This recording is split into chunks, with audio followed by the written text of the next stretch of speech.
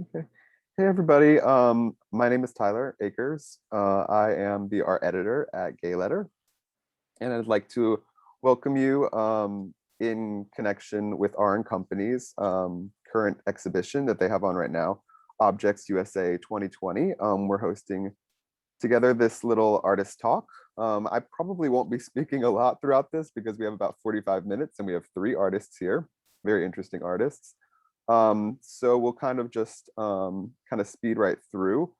Just to give you an idea of that exhibition though, it's a sort of a rehatching of an exhibition that opened in 1969 called Objects USA.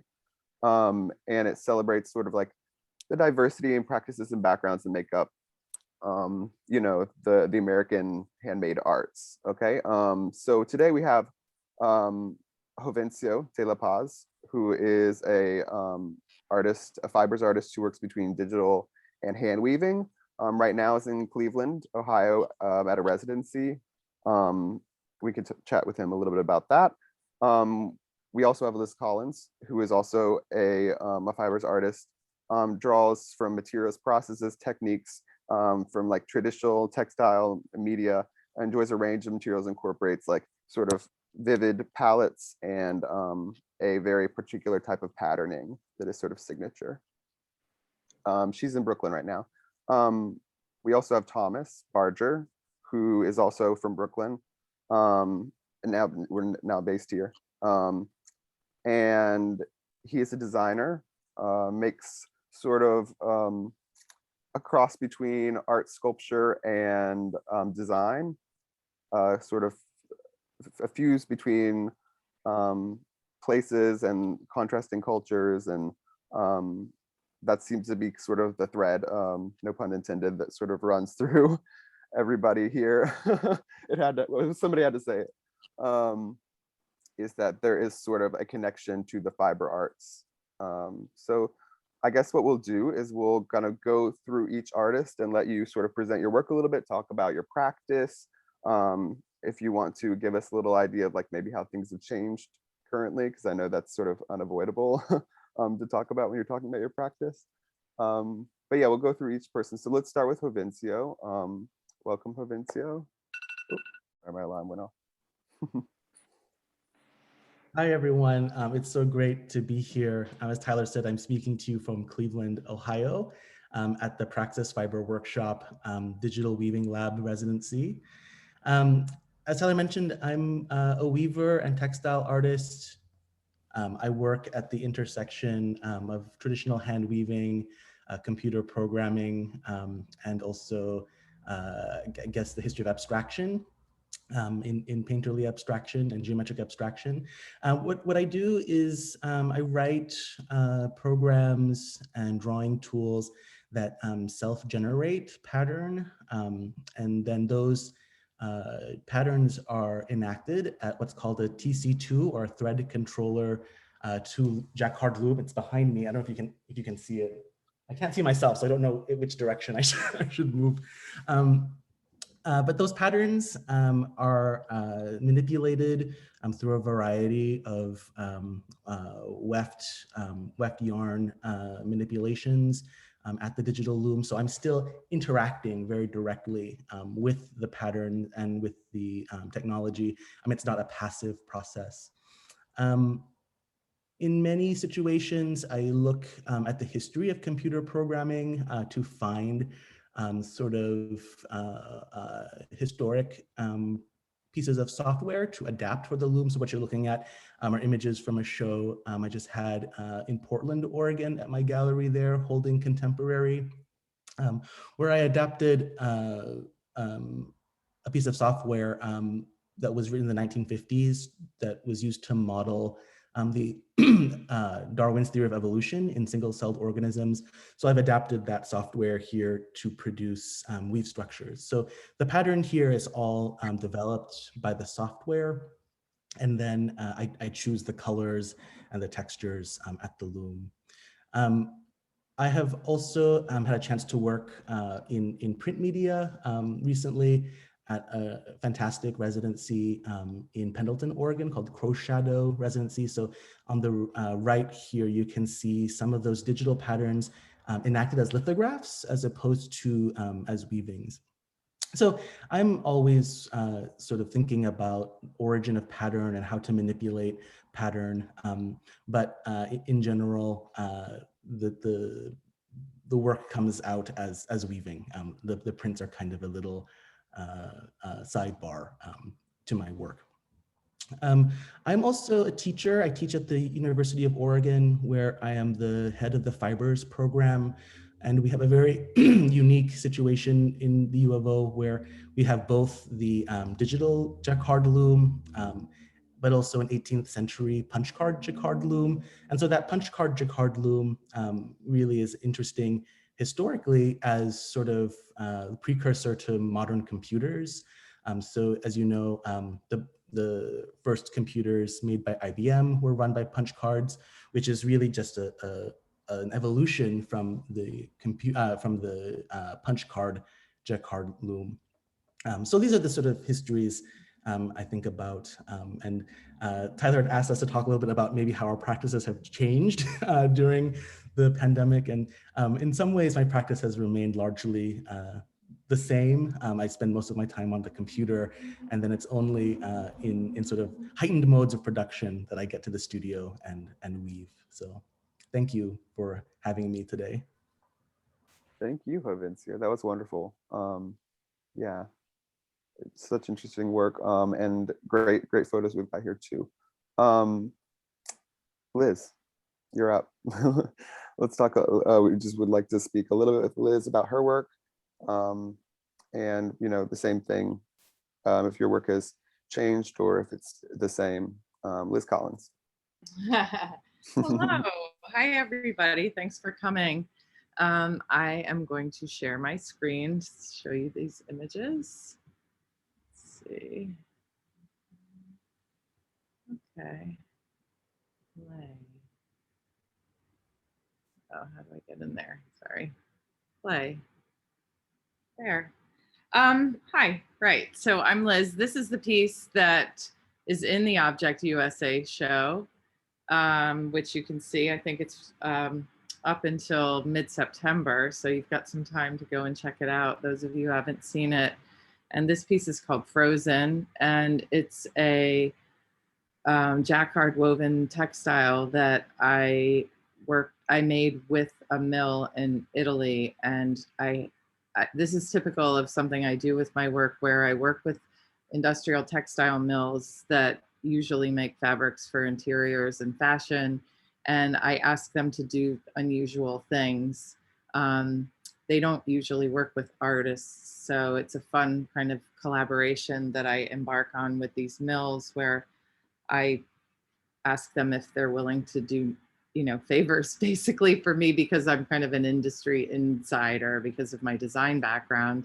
So I, in this case, and in many cases, design these fabrics based on drawings and paintings that I create with a knowledge of the weave structure. Jovencio just mentioned something about the weaving, and I used to be a weaver many years ago, like a hand weaver. I was obsessed with hand weaving, and now I still love weaving, but I love the speed and the intricacy that can happen with industrial textiles. And so I weave fabrics like this that are designed to be deconstructed. And so there's like a production, there's a pre-production that's drawing and painting, and then the production that's working with the mills, picking the colors and everything, and doing trials and getting things right, and then getting the fabric sent to me. And then I spend a lot of time taking things apart. So here is a wonderful little video that shows that process.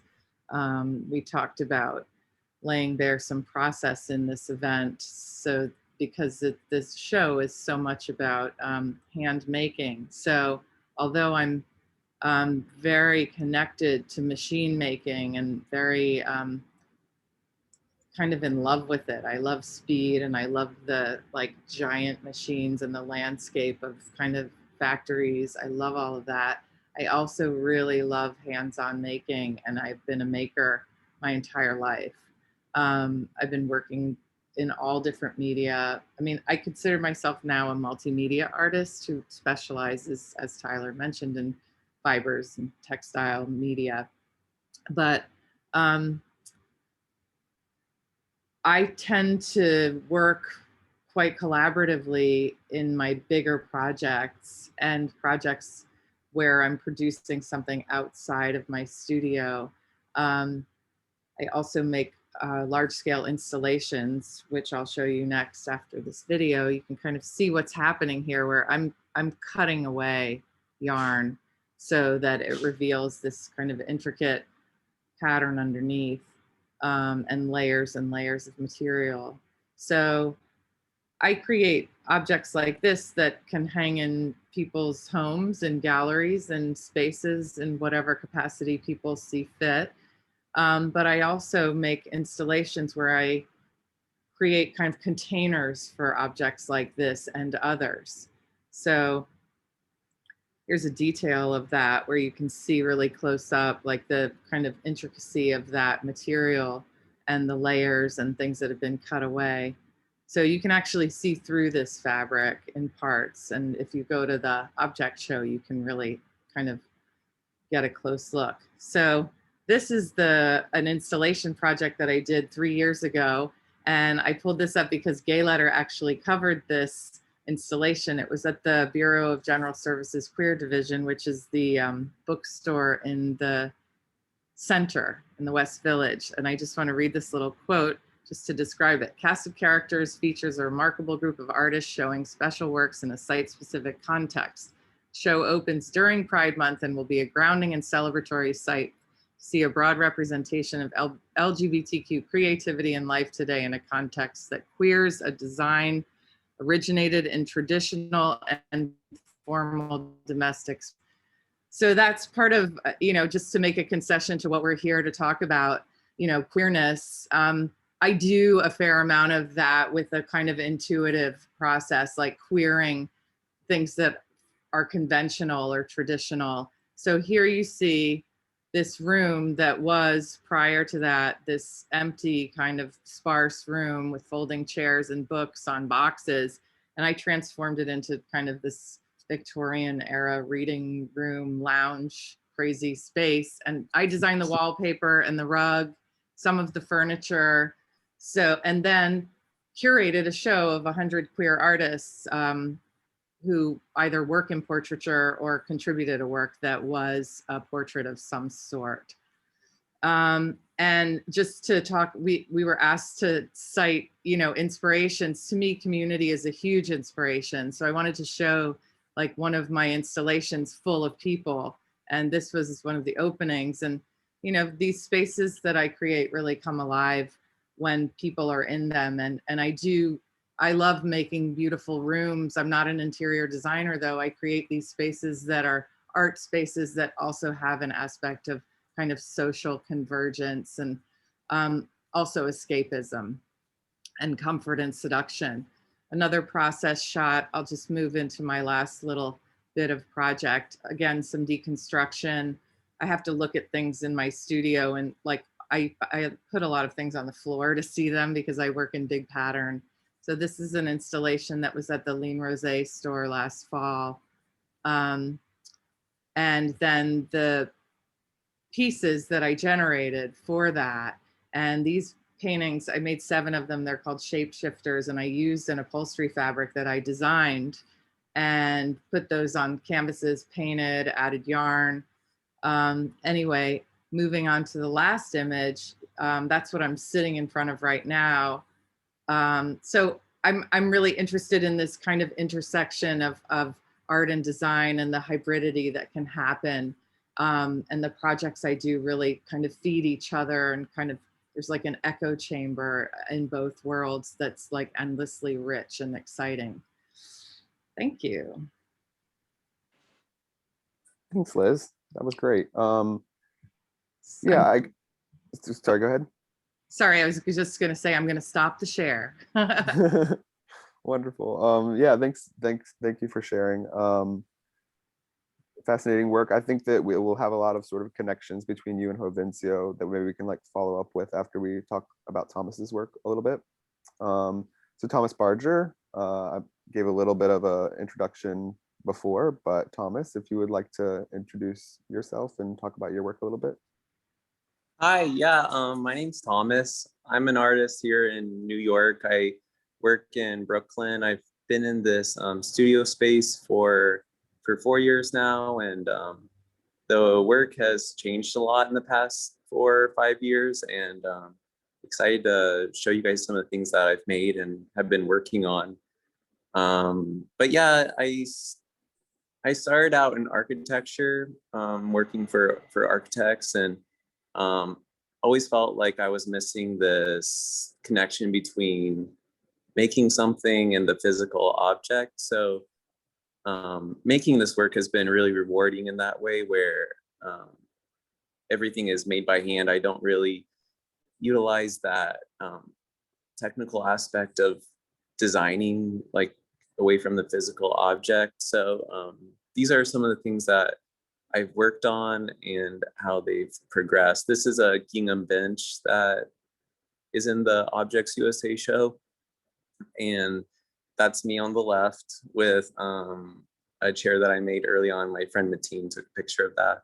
So that was really sweet. And I guess the next image. Oh, and here's some process. It gets really dense sometimes, especially preparing for a show. These were for shows that were a couple years ago before COVID, back when I feel like really busy. So it starts out pretty much about exploring the form and working in a way that allows for mistakes and surprises. And things like these images come about from those mistakes, like these sculptures where I've kind of enjoyed making functional objects, but in the past year with COVID, I've also been interested in exploring sculpture, like exploring the details that are often placed on top of these furniture objects and just exploring the work in a new way. But I always enjoy making functional objects also. So these two images show that, but obviously enjoying working with my hands. The two little tables on the left, I made ones in a show currently, but they always start out in this kind of white color and just to understand the form, and then often the paint is applied on afterwards. On the right hand picture is the studio this past year, where I was sharing the studio with my boyfriend Lou, and that was so inspiring to work together. And that's so inspiring, like sharing a studio sometimes, the work bouncing off each other's practices. So I really enjoyed that with Lou. He's not in the studio with me anymore, but also enjoyed that when I worked with my roommates Neil and Luke. But these images are works that are here in the studio right now that are in progress. The big bed is a commission, and I often work commission based. And that's also really exciting. Is sometimes it's kind of hard to make commissions, but also like there's always something that comes out of it, something inspiring. And this black bed has been really interesting to make, and also like the assembling and the panels have kind of helped my work in the last few months. But this really tall chair, it's hard to tell like how tall the space is, but it's about like a 14-foot tall space. So this chair is like 9 foot tall. So I'm preparing for a show at the Shaker Museum in Pittsfield, Massachusetts. And that's been really, really interesting to work on over the past year, where I've been combining my my architecture past, my my interest in the handmade, my interest in like domestic objects, and all while making this in like an urban context like New York City where there's skyscrapers all around. So that really is informing that work.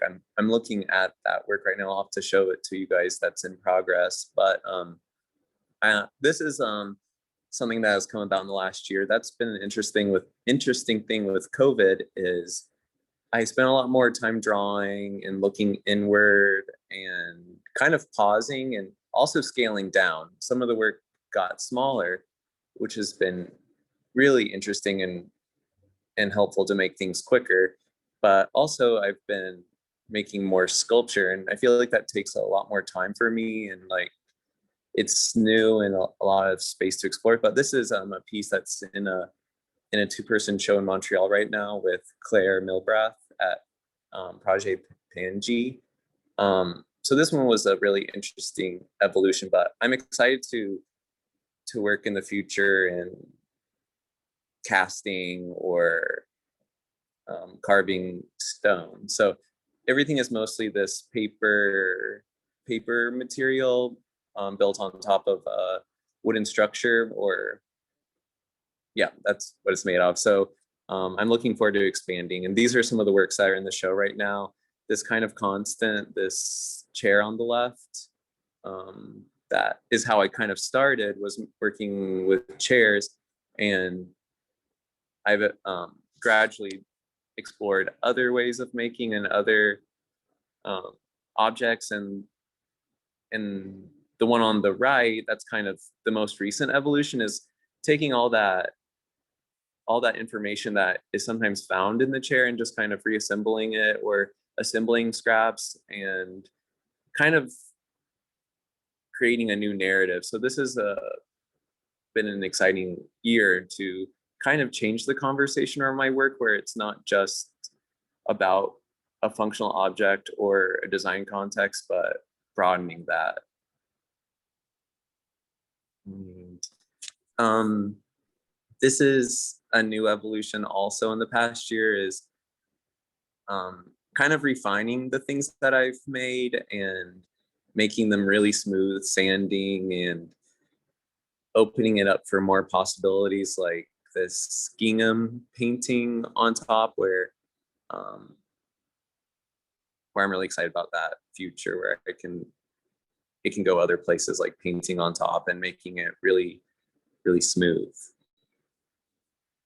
And this is a piece from my first show in New York, called Growing Up with Saw 94, where that was a really interesting part about making work, and where my experience with queerness really became attached to making work, where I really started making work when I came out, and all that information, all that stuff, that coming out narrative started coming onto the work, where this one is Love Me, Protect Me chair. And it was kind of noticing the absence of my family, and that period of time where I was recognizing the roles of my family and exploring that. So that was a really rewarding show, and it comes in and out of work often without realizing it sometimes.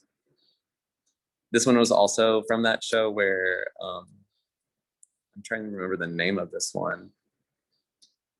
I think it was like My Family is Getting Larger table. It was talking about how during that year, my brother and sister got married, and suddenly our family unit was looking different, and we needed to add on to the table. So I started out with this kind of table that has enough room for a specific amount of people, like the 4 people, the picnic table, and then kind of extending that. So that was really special, especially during that time, processing these changes in my life, like coming out or family changes, or yeah, those things. And this was a show that happened in Korea before COVID, the one on the left, where It was called Ornament as a Shaker Crime, that I think it's going to be in the Shaker Museum show at the end of the month in July. And I was kind of exploring that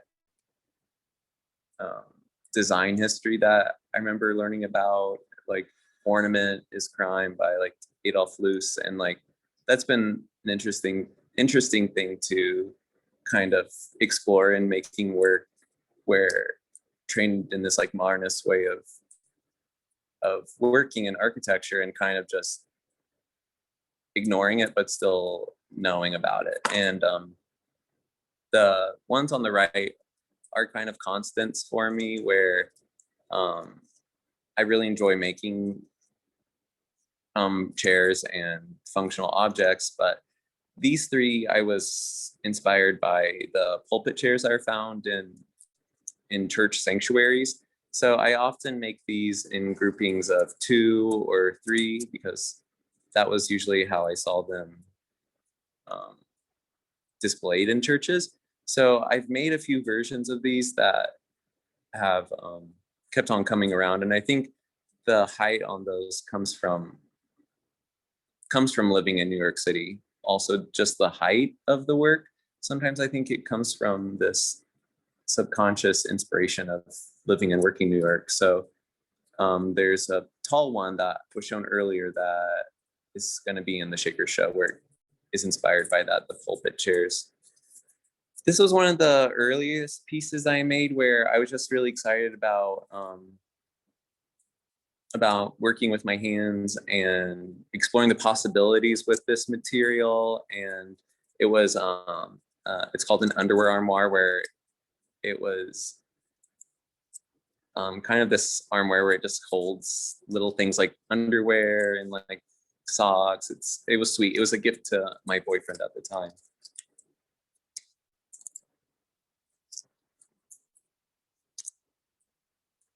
And these two works are things that I was working on for a show in Korea, where the one on the left was the hamper on top, and then the bottom piece is like this, inspired by this sugar dish that my grandma had that was a strawberry, and it was kind of combining those inspirations of like my mom and grandma, and I called it Click because those memories of that time is sometimes they're just suddenly over, like kind of that dumb show by, I guess, Adam Sandler called Click. So sometimes like there's like these dumb funny moments that come into the work that that adds this levity to it that is nice. And here's some new works. Like this is a close-up of the gingham table, and how I've been so excited about just refining my craft in the past year. And the one on the right is utilizing the scraps that I had in the studio in the past year, and like I was saying, creating a new narrative around the work and thinking about architecture and thinking about that with how I make work currently, and giving a little bit more space for that background. This was a work in the show Growing Up. I was really excited about making it, and special to see it from such a long time ago. Yeah, there are a lot of images and taking me down memory lane. This one on the left is a headboard that I made for a show in Korea, where I was utilizing this whole language that I've kind of become dependent on, but using it as kind of a charm bracelet, where the holes act as not pockets, but moments where they can have charms. Like the 2 side tables can be a helmet or a basket, things like from my past that have been formative, or like a flower, just being cute with that one. And the right hand picture is a installation shot of the show in Korea called Sugar Dish, actually inspired by the hamper and strawberry sphere that is the stack in the center of that image. Cool. Great, thank you, Thomas. That was wonderful. Cool. So I think now that we've had kind of an overview of everybody's work, I think it could be good now for us to possibly explore the subject of our talk today with these queer hands, object making today, and talk about a little bit about how we think our work both like helps us express, but also kind of like at times veil our identities, specifically like being queer people, what our inspirations are, queer inspirations, or also the more social aspect, like for Liz, of creating like a queer community is actually part of the work. And of course that's there for you too, Thomas, with the sort of design aspect. But I guess my question would be, what are your let's start with inspirations. What are your inspirations? I mean, we could throw it right back to Thomas and maybe talk about the Shaker Museum, and like the connection there. Do you have like a history of, is your family Shaker, or are you interested in Shaker furniture? What are the inspirations here? I guess let's start there. Yeah, I'm really excited about that show, and it's been an opportunity for a lot of inspirations to kind of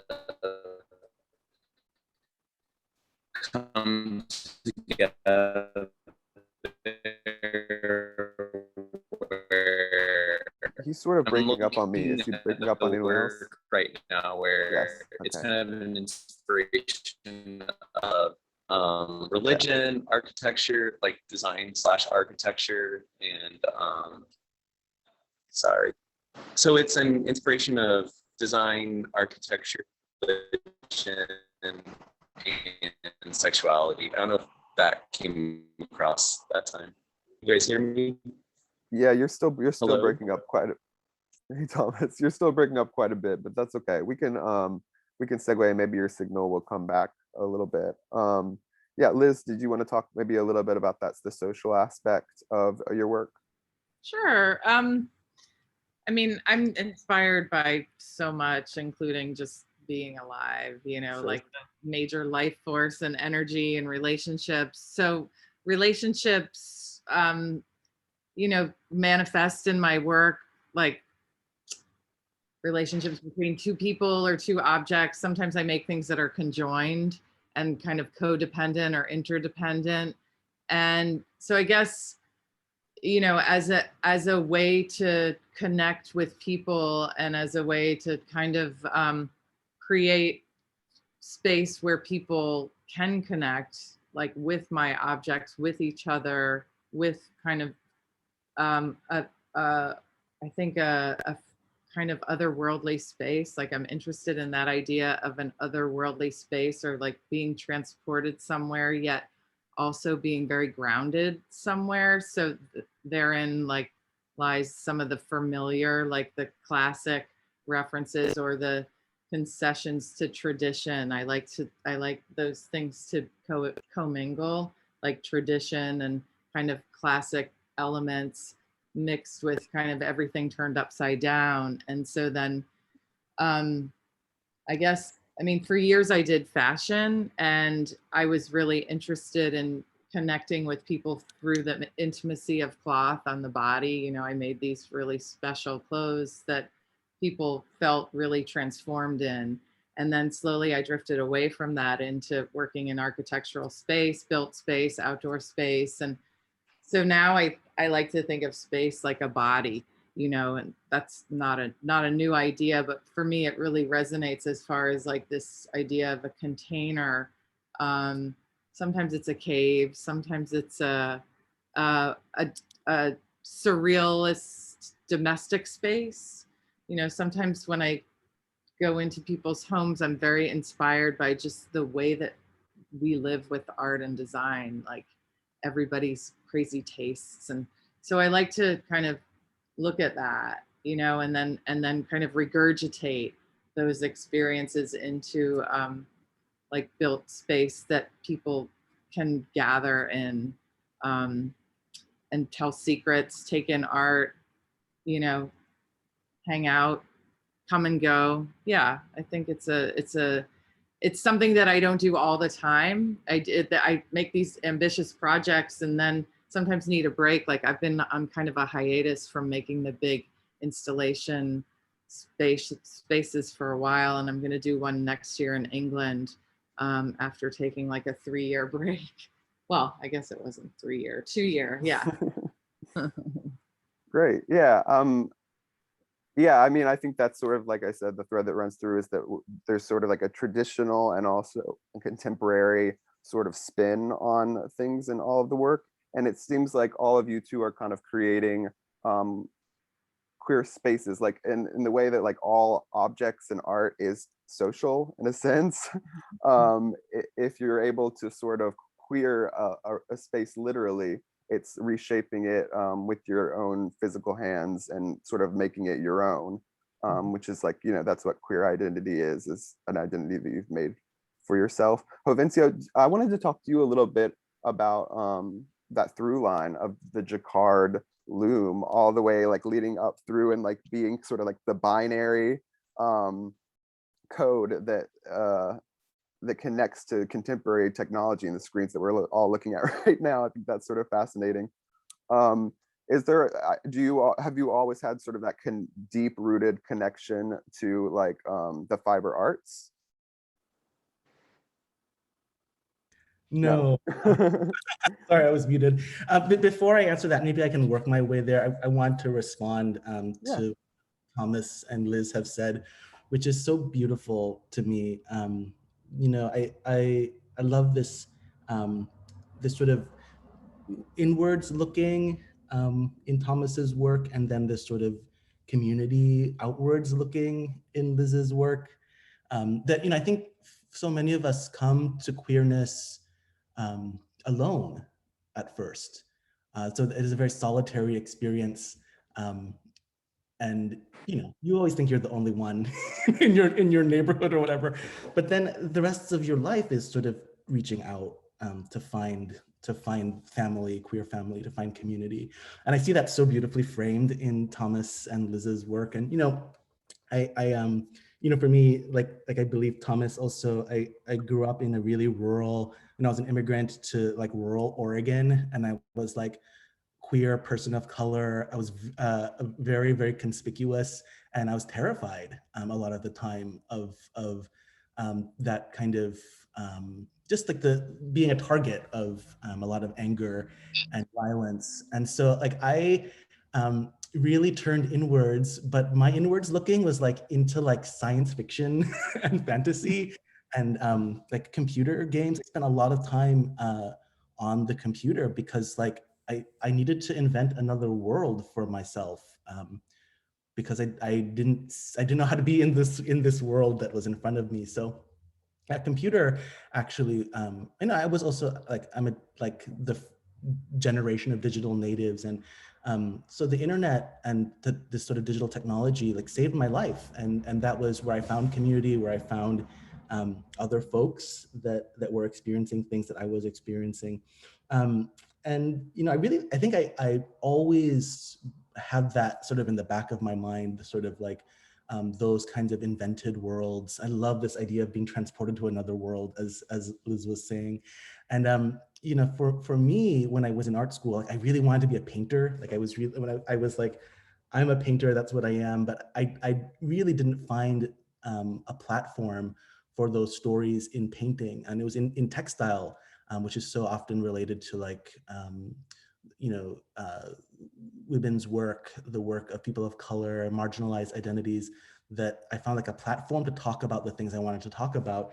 And so when I was introduced to weaving and learned about its history with the computer and with binary code, as you've said, all of those things just sort of clicked together. Like I was interested in understanding the history of the computer through the history of the loom. And so these two sort of technologies, which are like sisters, or that they rhyme across time and space. You know, I don't know how much of that is sort of like like intentional that I sort of, it's almost like by happenstance, these things sort of come together. And so when I think about binary, now I think about, we often try and characterize ourselves. There's so many places where we try and characterize ourselves through binary opposition, and how problematic that is. But also I think about it more as like, we like bounce back and forth and have to like make do within these structures that are set. And so I think in my work, though I work on the grid, I work in binary code, these very rigid forms, everything is always presented as slightly askew, or there's like a softer edge to everything. And for me, that's sort of, I think I just wrapped up I answered all of your questions in one kind of long statement, but sometimes it's just about making do in the structures that you are given, and extraordinary things can happen there. Yeah, totally. No, I think that's wonderful. And I mean, thank you for kind of wrapping up everything, because with our time limit and three very, rich artists here, we would sort of have to do what we can. But that being said, let's see, do we have time for one more question? Yeah, maybe since Thomas kind of got cut off there in his answer, maybe I'll ask him one more and then we'll sort of wrap it up. So Thomas, I guess one thing I wanted to know about your work is sort of shifting the gears right here at the very end. How much do you really intend your work to be used as design? Are people, when they commission your work, are they going to sleep in that bed? Are they going to use that table? That's one of the things I wanted to know.